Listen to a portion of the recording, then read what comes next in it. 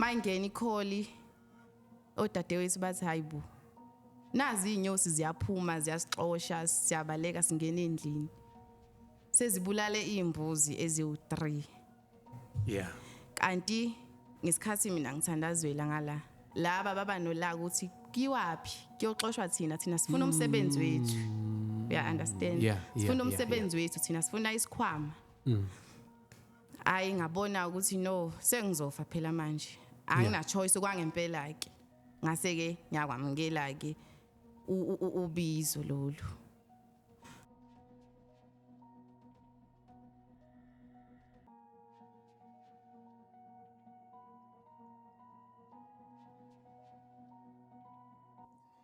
Ngamela ngimolweni sanibona ngiyakhuleka niyabaqasala wosana nabenkomo ethandaziba usengifikile ngigalelekile bakithi ku Hope Revolution TV ngigijima ngiyaqanqeleza lapha na ke kwithemba podcast ave kumnandi kakhulu ke bakithi kulomuzi wakithi wena ngoba uyingcenye nje bakithi uphakamisa thina kodwa namhlanje I'm not going alone njengenjwayelo nginawe dadewethu namhlanje sawubona Bokasibiya. Oh madoda Bokasibiya ngiyaphila njani? Ngiyaphila nami. Sejabule kuba khona kwakho la wemukelekile. Ngiyabonga amukeleka nami ngijabulile ukuhamba ngize ngifike lana ngibe nani. Yeah. Luthini indaba lakho namhlanje we are ready ukuthi sikulalele ukuthi luthini indaba. Yeah, ngiready. Namhlanje ngize lana ngodaba lwami. Udaba lwami lokuba isangoma. Ngiphathe lo msebenzi omkhulu kangaka. Yeah. Ngimncane. Yeah. Empeleni ke isiphiwo into ozalwa nayo, ozalwa ifumbethi. Yeah. Ngingenwe idlozi ngimncane kodwa ke liqale ukuthi lingiqinise kakhulu ngo2020. 2020 sengiqedile ku matric, sengiphumele esikoleni. Sengiqala ke ngithi ngiya-applya emabangeni aphezulu. Ngihambe ke nabangani bami nabanye abantwana masamba siyo-applya bathathwe bonke ezami izinto visane kuthiwa zinyamaleli. Ingikhathazeke kakhulu lento Sibiya ngikhathazeke ngempela. Ayi ngigcine ke sengiba nokugula okungaqondakali ngiyagula ngihamba isibedlele angithola usizo gcine ke sengikhathazeka ngahamba ngayo kumuntu wesintu ngiyoconsult ngiyohlola. Yes. Mangifika kumuntu wesintu waseyayasho ukuthi no ngane yami unedlozi ungeniwe khona labantu abafuna isikhwama kuwe bafuna ukusebenza ngawe. Yes. Ngayamukeli ibe nzima ngicabanga ukuthi hayibo ngimncane for ukuthi ngaba isangoma. Yeah. Ngiqinisa ikhanda ke ngiqhubeke noku-applya ngihambe futhi nabangani bami ngihambe ke ngeThekwini Coastal College endaweni yaseBhamshela. Yeah. Masifika lapho ke siya-applya nakhona futhi lapho ke bathathwe bonke ngisale. Qaleke manje ngikhathazeke ngempela ke sengibamba stress. Yeah. Awuke ngicine sengifuna indlela ukuthi ngizama ukwehlisa ngishweleze into yokushweleza ke sikhuluma ngokucela ukuthi ake bangilinde ngiqale ngifunde ngiqede isikole. Yeah. Ake ngishweleze ngithe mangishweleza ke ngase ngiyagibela ngiya eThekwini. Ngiyo-applya e-University eDUT. Yeah. Nginhlahla ke ngasithola isikhala. Ngafunda 2 months. Nyaka ka3 laqala idlozi. Yeah. Laba nolaka ngaba kwi-car accident okokuqala ngayo laliswe esibhedlele. Nakhona futhi kunzima ukwamukela. Yes. Ngadazi inkana aqhubeka ngafunda. Lapho ke ngagcina sengivaleka amehlo. Close. Yeah. Ngisakwazi ukubona. Ngabona usiyabona ke manje angisena choice. Mele ngamukeli. Yeah. Ngilwamukele lolu bizo. Awukeke ngaqashela imoto. Ngasuka eThekwini ngabuya ngaze emakhaya. Mangifika emakhaya nakhona futhi nginenkani like kunzima ukuthi ngimncane kangaka ngamukela ukuthi ngibe isangoma. No.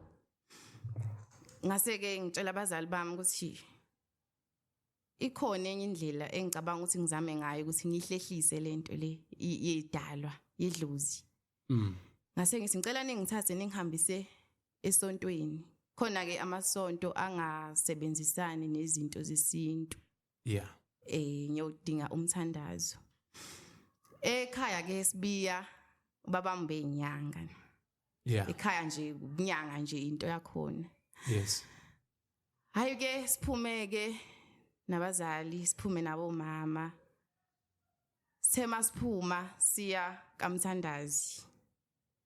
Kube ngene i-call iqhamuka ekhaya kodade bethu. I-call ke ithi ngiyaxolisa ubaba ube nenyosi, inyosi lento ekuthiwa amabutho. Mangena i-call odadewethu bathi hayibo. Nazi inyosi ziyaphuma ziyasixosha siyabaleka singena endlini. Sezibulale izimbuzi eziwu3.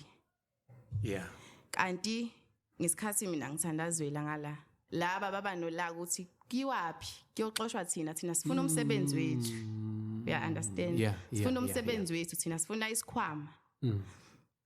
Ayi ngabona ukuthi no sengizofa phela manje. Angina choice kwangempela ke. Ngase ke ngiyakwamukela ke ubizo lolu. Ngihamba ke ngayoqala intwaso sibiya. Ngiqala intwaso ngo2021. Hayi ke ngahlangabezana ke nomzima. Sengikhuluma ngama challenges ke manje engihlangabezane nawo entwasweni. Into nje yokuqala yanginikeza ubunzima mangifika lapha kwaGobela. Gobela nje wathi wethwasa. Lana ke ithwasa alilali endlini. Esilala kuzona ithwasa lilala endumbeni. Ithwasa. Wesibiya uma ngithi ngiyayibuka nale ndumba hayibo iyasabisa iyathusa indumba inesithunzi. Isigodlo. Inesithunzi indumba. Mawuthi ngiyangena ke endumbini khona lonke uhlobo lesilwane izikhumba zeinyoka ngiyasaba. Hayibo ngizokwazi ukumelana nalesimo ngimncane kangaka. Hayi ngibona ukuthi angizami ngilale ngalobo busuku lobo ke angilalanga ngempela. Angilalanga ngalala nje obenyoni. Ngiyasaba ngiyaqalaza kodwa ke ngagcina kwajwayeleka ngamukela. Hayi kuye uGobela ehambe ebuye nezilwane. Khona lapho wafika khona nenyoka, inyoka enkulu. Nesikhova. Like mayefika uthi wethwasa. Na inyoka ngifuna ukuthi uthathe ummese uyisike uyivule la. Ngifuna ungikhiphela amafutha lana. Khipha amafutha uwomise nesikhumba konke nesikhova kanjalo usike usithathe usomise. Sizosigaya kube umuthi. Hayibo wemkhulu ngempela uqinisile mina ngithinte lenyoka lena. Hayi ngibona ukuthi ngangenzeni kubani ngempela. Leli dlozi liyangicabangela kodwa ngimncane kangaka sengizobhekana nomzimba omngaka. Hayi ke vele bengena choice ke. uGobela mayethi ngithi kumele ukwenze. Yes. Ngakwenza ke ngagcina sekujwayeleka ke futhi nakhona. Hawu ngisabheke lokho qhamuke ikhehla mangilinganisa leli khehla laliza la ko 60 years. Khehla nje impela wayekhulile umkhulu. Umkhulu wayenenkinga yomhlume. Wasumkhulu kakhulu esithweni sangasese. uGobela thwasa Matembe. Nangi sisigulane cela ukuthi usigcabe ku private party. Hayibo. Mkhulu mina ngicabe umkhulu lona ngiyasaba ngimncane ngizobamba umuntu omdala.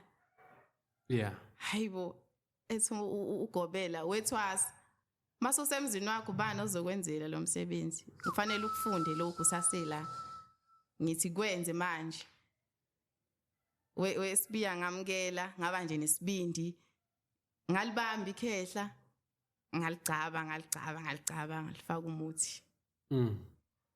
Awuke ngathwasa yafika lapha ekuthenini ke iprocess yami isiyaphela. Eyintwazo. Ngabuyiswa ke ekhaya. Ngaphuma nesitifiketi ke eminyangeni. Uma wenze kahle eminyangeni thola isitifiketi. Esokunyanga. Hayi ke sengumngoma phela manje ngisekhaya. Sengumngoma ngisangoma nginyanga sesigodlweni sami sengiyalapha. Nakhona futhi ke manje ngihlangabezana nomzima ke manje. Umzima engihlangabezana nawo laphayana kufika abantu besilisa sibiya obhuti. Obhuti mabefika obhuti wesibiya ubhuti unenkinga ubhuti uzoshaya amathambo. Yes. Ubhuti ngimshayela amathambo ubhuti ngishaya amathambo yena akasafocusile emathanjini. Ubhuti usebona intombi. Usebona intombi ubhuti. Angithi phela ngisebenza ngabantu ngudokotela maye ehamba ngimnikeza inamba zami. Ukuthi makhona inkinga ahlangabezana naye kwazi ukufona. Useyafona ke ngiya-answer nje ngokukhulu kumamkela angithi cabanga ukuthi phela ufuna usizo. Hayibo useyashela manje. Hayi phela hayi umuhle hayi ngiyakuthanda. Wesibiya iyangihlukumeza kakhulu leyo ngoba ngisasemncane kanje. Baningi ke obhuti abangishelayo nabadala nabancane nalabo bathembile bangangizala kodwa nabo bagcina sebengijikela. Lento le igcine isenza ukuthi nangelinye ilanga uma usuze wangishela nangelinye ilanga uma usunenkinga ngasakwazi ukukusiza. Ngizokwenza nje isibonelo umzekelo. Khona ubhuti ngeke ngize ngemdaluli.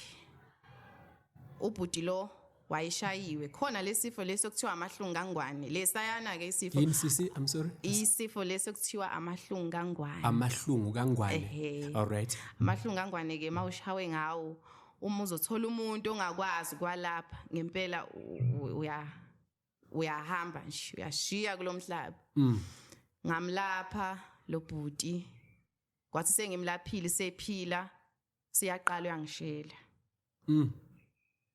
Ngesikhathi engishela ngiyacasuka. Yes. Kwathi esenenkinga ngempela uyafona angilibamba ucingo. Ngicabanga ukuthi vele usefuna ukuqhubeka ngalezi zinto zakhe zokuthi uyangishela. Kanti umuntu unenkinga. Engibhalele ku WhatsApp wakhe ngawuvuli. Ngayilalela ivoice note yakhe. Yes. Ngize ngiyilalele ngakusasa. Mangivula ivoice note eyigogo ngiyagula kunzima ngisenkingeni. Hayibo ngivele ngibuyele ke kuyena. Mangibuyela kuyena exolise gogo ngiyaxolisa ngoba manje sengisuke ngamosha umsebenzi wakho.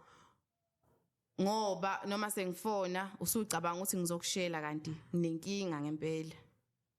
Nginenkinga ngiyaxolisa. Ngisenzo sami ngicela ukuthi ungisize. Ngamtshela ukuthi akafike. Wafika ke ngamsiza ke.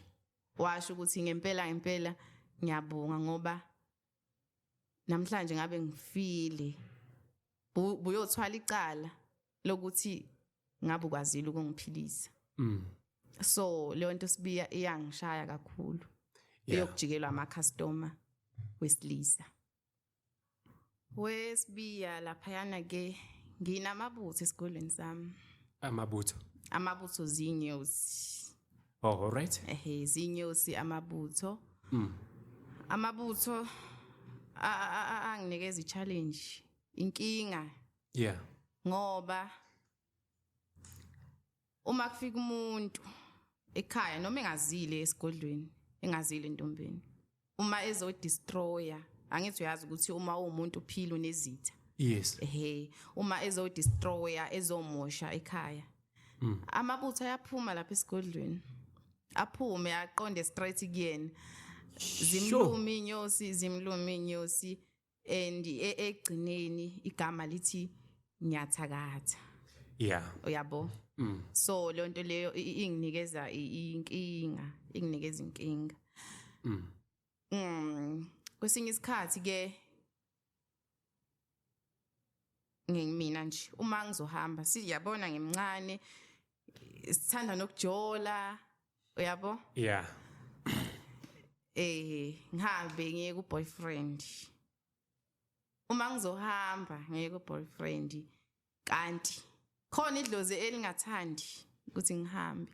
Ngiyothi ngibuya zibe zingiluma inyosi. I'm sorry ukuhlela, yeah. Zibe zingiluma inyosi sibiya so ngizoguga nini? Ngempela. Yeah. Ngizoguga nini ngiphila lempilo? Ngoba phela ngisasemncane mina. Nami ngiyakudinga ukujabula njengezinye izingane. Uyabo. Sidluleke kule eyenyosi. Laphayana esigodlweni fika abantu. Yeah. Fika ama customer, mayefika ngilibuza ukuthi uze ngani. Ethi ke umuntu nenkinga usibanibani uyangihlukumeza. Ngifuna ukuthi ke ungibulalele yena. Sure. Isibiya inzima kakhulu lena, inzima kakhulu ngoba angikhiphe imphefemulo mina kwami ngiyaphilisa. Ngiphilisa abantu mina angibulali. Yeah. Isikhwama sami sibulali kodwa siyaphilisa. Yes. Gcineke sengimjikisa sengimtshela ukuthi ke cela ukuthi udlulele phambili. Okanye uzolithola usizo. Mina angibulali ngiyaphilisa mina. Uyayibo? Yeah. Bese na ke kuzoba ile. Yabona ke lena ekhaya uma kuzogula umuntu noma ingane. Umsola oqala yimina. Angithi nginyanga mina la. Yeah. Igama lithi useqinisa isikhwama sakhe. Useyathwala ufuna ukuthwala manje ngalo muntu lo ogulayo la ekhaya. So kuba nzima kakhulu ngoba igcine isigabhakela ngisho ayiphelele ekhaya kuphela nakomakhelwane nasendaweni uma nje kuzo shona umuntu ngendlela engaqondakali okanye uvele nje washayiswa imoto kuthiwa nje usethwale ngosibanibani uqinisa isikhwama sakhe. So inzima leyo sibiya ayifiki kahle kimi ayifiki kahle kumina yayibo. Yeah. So mhlambe ngifuna ukubuyela kancane emuva. All right. Inyosi okhuluma ngazo oyibiza ngamabutho uyakhona nokuyicontroller noma mhlambe uma sizidiniwe zona izicontroller wena? Kwesinye isikhathi ngiyakhona ukuzicontroller. Ngibeke nje kanje uma iphutha lizoba kumina ngizokwenza iphutha mina. Yeah. Angikwazi ukuyicontrol. Yes. Gcina zona. Zingilume ngendlela ezingiluma ngayo. Kufanele ukuthi ngiyothoba lapha yangiguqe, ngixolise leli phutha engisuke ngilenzile. Kodwa kunalesimo lesi uma kufika icustomer kanti nazo zibhizi ziyaphithizela. Yeah. Amanye ama customer ayayisaba inyosi. Yeah. Ngiyakwazi ukuthi ngikhulume nawo. Yeah. Ngiyacommunicate nawo ayangilalela ke. Siyalalelana. Ngicommunicate nawo ngiwatshela ukuthi ngicela ukuthi nehle nithobe nihlale la. Bayanisaba abanye. Yeah. Ziyalalela ke zithobe siqoqane zihlale engene umuntu senze umsebenzi size siqede. Sure. Uyayibo. Ngoba phela ezedluzi lezi inyosi akuzona nje inyosi lezi ezemvelo. Ezedluzi. Yeah. Ngiyakhuluma nazo. Sure. So like ngifisa ukuthola impilo iphilayo njengamanje mhlambe ekubuyeni entwaseni wasuba isangoma. Bunjani ubudlelwane bakho mhlambe nabantu owuphila nabo ungakabi isangoma? Nakuma boyfriends nani mhlambe nakwifamily nje yonkana. Ya. Ngizoqala nje la kubangani. Yeah. Abangani bangijikilile sibiya. Abanye ke bayakhuluma bayasho ukuthi hey senje siyakusaba manje. Awuseyena lo umuntu lo awusangeneki. Siyakusaba bayajika nje abangani. Bajike umuntu uthi uyamlazama ukuthi uyamlandelela uzama ukuthi ube friendly ukuze ekhululeke naye engasabi engakusabi kodwa nje ubone ukuthi hayi akwenzeki gcineke sengilahlekelwa abangani ngenxa yiwe lo msebenzi. Yeah. Uyayibo. Bese kuba nale lena le ukuthi angisakwazi ukuhamba indawo zobumnandi. Angisakwazi ukuhamba indawo zobumnandi ngenxa yomsebenzi engiwenzayo. Noma ngizi ukuthi cha ngiyathanda inhliziyo iyafisa inhliziyo.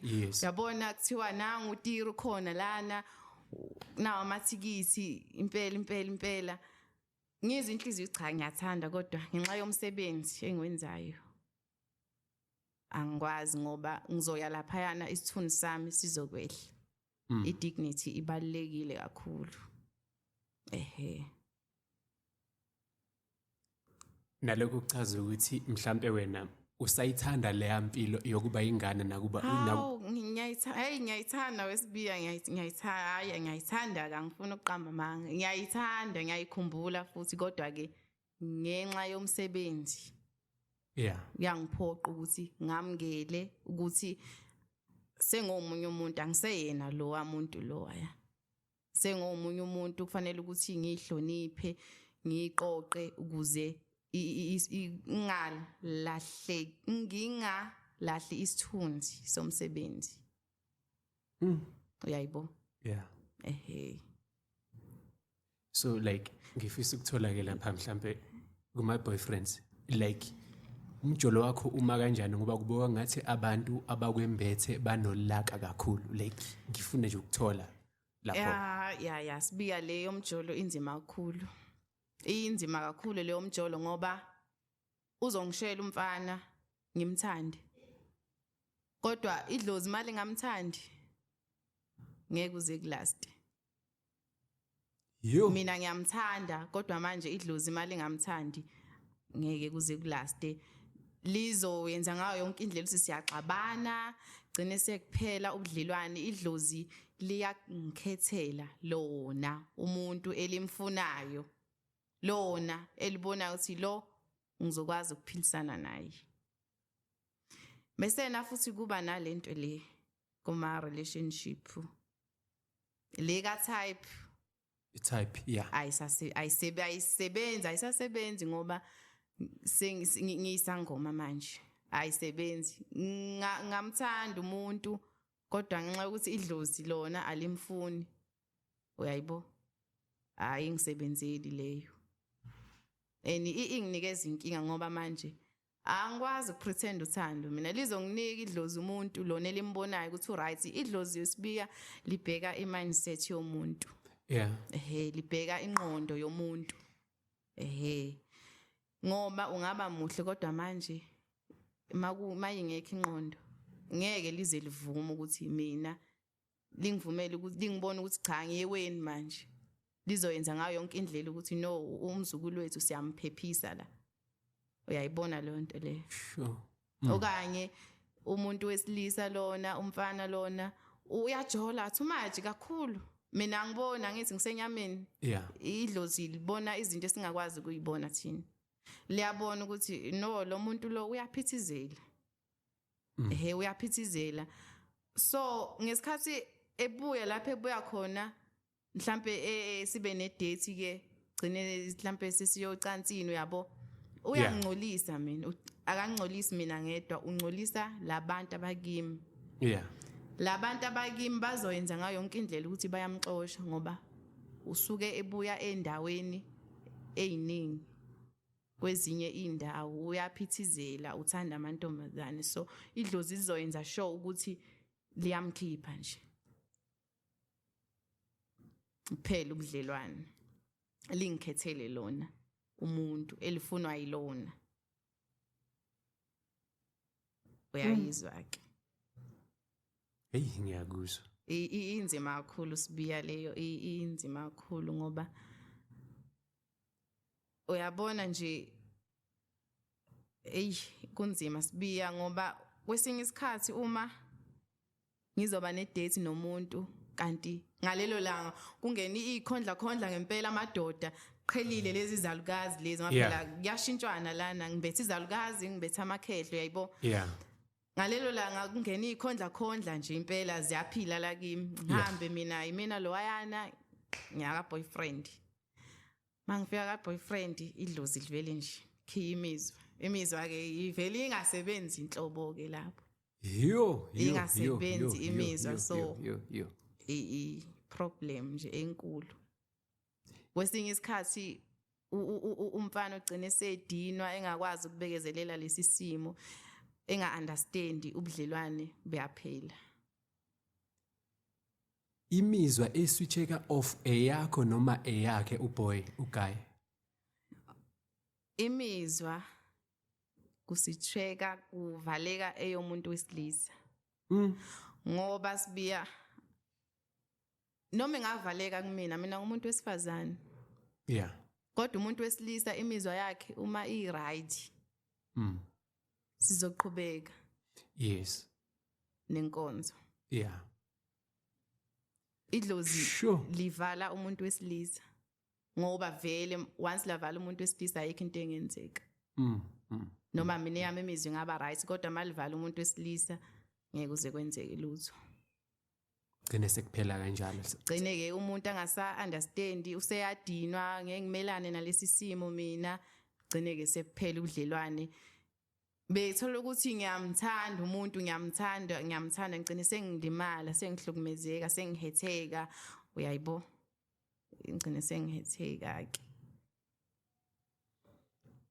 ke hayi ngiyakuzwa kodwa wena ke awunayo indlela yokukhuluma phela nabo labo bantu abakwembethe ngoba ne-communication ngingakuzwa ukukhuluma indaba yenyosi ukuthi uyacommunicate nabo iyala kuphi la communicating nalabantu abadala leyo communicator nabantu abadala mayelana ne-relationship inzima kakhulu sibiya ngoba idlozi idlozi linenkani sibiya idlozi kufanele ukuthi umuntu wesilisa uma engithanda mina elikhokhele lapho ke lizokuzwa ke lizokuzwa ke uma ulikhuluma nalo utshela ukuthi namhlanje ngicela ukuthi ningidedele imizwa yami niyidedele ibe right nami ngifuna ukujabula kodwa uma ungakalikhokheli lami idlozi lengenza noma ngayini elithandayo fanele ukuthi ulikhokhele idlozi lizongizwa ke from the impilo yaqhubeka idlozi liyakhokhelwa ungangikhokhela mina uma ungalikhokhelile lona ayindawo leyo relationship so ulikhokhela ngokuthi mhlawumbe uyohlangana nefamily yakho noma mhlawumbe izikhona ezinye indlela okwenziwa ngazo liyalotsholwa lona straight yalotshola idlozi uma ungitshela ukuthi uyangithanda wena okusho ukuthi uzolobola kabili uzolobola mina ulobole idlozi uyayibona lapho ke suke senihlanganiswa ke sikenziwa usiko lwakhona idlozi liyakwazi manje siniyazana yonke into iba right impilo yaqhubeka siyakuzwa siyasijabulisa bakithi ukuthi uzoshare udaba lwakho nathi kodwa ke mhlambe ngifuna ukubheka kancane lapha ukuthi lento mhlambe wena ikuphazamisa kangakanani ngifuna ukubheka ukuthi u drop out e-university and uzograduate kulo msebenzi lento ikuphazamisa kanjani wena engqondweni yakho mhlambe nasemzimbeni nje mfoka sibiya lento iyangiphazamisa futhi iyangihlukumeza kakhulu ngoba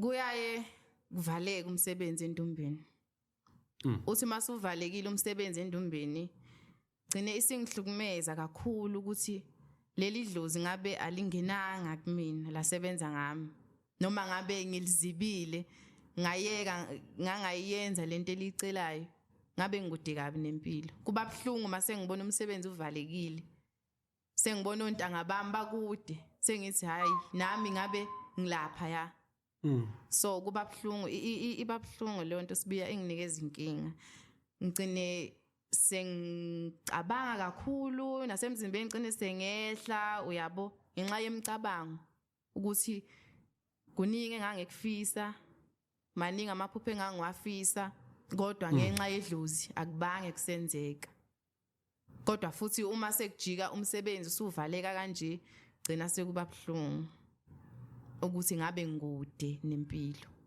kuba buhlungu kakhulu mangibuka nje ontanga special impela hayi kuba buhlungu kakhulu impela ukuthi nami ngabe ngilapha ya kodwa ngenxa yedlozi ngila engikhona yeah mhlambe uma ungathola ithuba mhlambe omunye nje umuntu mhlambe onamandla ethi no ngicela ukubuyisela e-university uyoqhubeka mhlambe kungavumeleka kuwena mhlambe nasedlozini lakho edlozini cha lele lami idlozi linolaka sibiya lele lami idlozi ngeke livumele leyo nto leli ifuna ukuthi ngihlale ekhaya ngisebenzise amakhambi yo ngibona ngani na uma ngizothi ngiyavakasha ngithatha nje indlela ngiyobona umalume ngihambe nje u3 days uyinkingi u3 days uyinkingi u3 days sure amehlo ayavaleka inyawo angisakwazi ukuhamba ngoba ngithe ngineyinyosi nginamabutho ngiyoqhamuka eziwu2 nje noma 3 zifike zingizungeze ingilume 1 yeah nasemaphupheni ke ngibona ukuthi hayi akhambi kahle kufanele ukuthi ngibe sekhaya gcine sengihanjiswa sengiswa ekhaya ngithi angisakwazi ukuhamba idlozi lingiphula inyawo nginyothi mangifika ekhaya nginyathela ngena ngivele ngilulame ngiphile ngibe right ngaphandle kusebenzisa ikhambi noma medication ethile ukungena nje egcekeni nginyathele sengiright mina uyayibo so inkinga kakhulu leli lami idlozi linolaka sibiya alifuni lutho lifuna ukuthi ngihlale ekhaya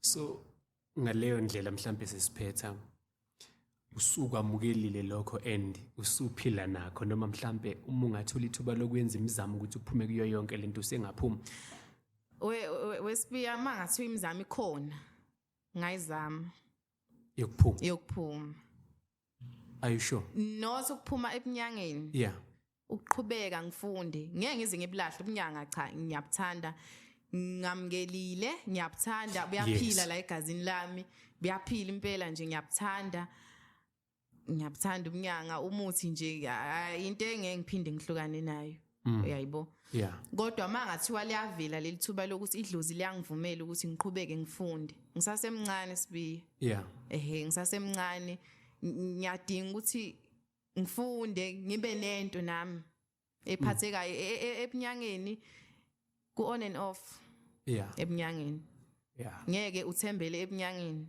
bona bodwa angithi ngoba siyakhula sithola abantwana kufanele ukuthi sibakhulise manje kubalekile ukuthi kube khona enye indlela yokuthola imali ngoba mawuthembela edlozini umsebenzi u-on and off yabo konje uthi wenza university ufundela ziphi bengifundela i-human resource management HR yeah bengifunda i-HR angibange ke ngisayaqeda agcine ke sengidrop out yana cha siyabonga ukuvakashela bekumnende kakhulu ukuvakashelwa wena ukuzoshare istory sakho awulalela ngayithina sodwa kodwa kunenkumbi zabantu ezikulalela kusena Ngiyabonga Sibiya, nami ngijabulela kakhulu ukubalana nani. Bekumnandi kakhulu, ngiyabonga nje. Ngiyabonga kakhulu. Siyabonga. Sikufisela okuhle kodwa. Ngiyabonga mfowethu Sibiya. Bangathi zonke izinto oyifisayo uma ifezeke nomuntu osekhaya ongamhlambe ungafisa ukulekelela because sibuka abantu abaningi mhlawumbe khona ongazwelana nawe ekulekelela. Siyathokoza. Thokoza mkhulu. Yebo. Ningizimu Afrika namaphethelo umduduzi uhleli lapha entanjeni uyacofa ulungisa ukuthi le episode kube yiyona. Mina ngifuna ukuvala kanjena bakithi ukuthi zilikhona izinto zedlozi mina bengazi kodwa namhlanje uDr Tembe usitshelile ngempilo yakhe kule industry yakhe. Okwakho nje bakithi ukuthi ulike subscribe sizojabula kakhulu. Okukhulu kunakho konke ukuthi ke asiqhubekeni sibe umndeni sibe ifamily. Hope Revolution TV, Ithemba podcast sinawe. Danko.